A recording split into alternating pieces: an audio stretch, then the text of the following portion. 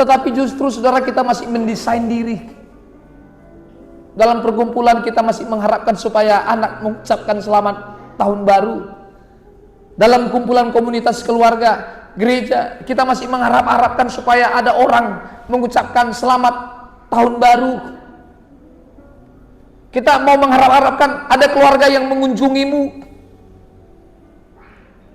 Kalau saudara sebagai tulang rasa-rasanya masih merindukan bere-beremu datang ke rumah.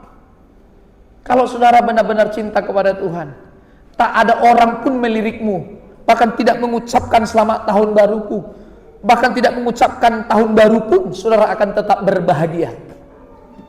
Haleluya. Tapi orang Batak nih, bapak-bapak biasanya, kalau anaknya tidak mengucapkan selamat tahun baru, you akan merasa sedih.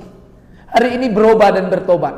Kesedihanmu hanya satu, waktu saudara tidak serius mencintainya. Itu yang mestinya membuatmu sedih. Haleluya. Tak perlu menanti-nantikan ucapan-ucapan itu. Kalau diucapkan puji Tuhan, saudara juga bisa mengucapkan, bisa juga tidak. Yang penting bagaimana kita memperbaiki sikap di hadapan Tuhan. Tidak ada bedanya di awal tahun, di akhir tahun, di pertengahan tahun. Di dalam Kristus itu semua hari-hari ini adalah baik. Kalaupun kita masih disertai dengan banyak persoalan hidup, tetapi ketika kita menyadari bahwa hidup kita senantiasa ada bersama dengan Kristus itu kebahagiaan Bapak Ibu.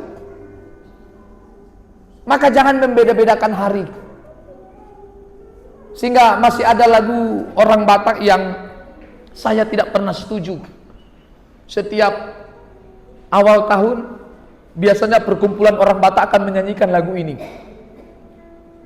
Nung salpu tahun nah buruki. Itu memberikan pesan setiap tahun pasti buruk. Karena setiap awal tahun pasti nyanyiannya nung salpu tahun nah buruki. Saya mau katakan saudara, semua hari menjadi baik kalau kita berurusan dengan Tuhan. Amin. Semua akan menjadi baik kalau kita bersama dengan Kristus itu. Kalaupun kita masih dalam penderitaan, sakit tak kunjung sembuh, harapan-harapan kita gagal, keberhasilan dalam tingkat lahiriah juga gagal.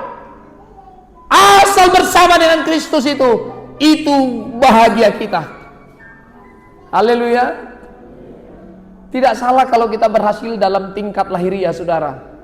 Saudara nyekolahkan anak-anakmu dan menjadi dokter, menjadi pengusaha, menjadi pejabat, silakan.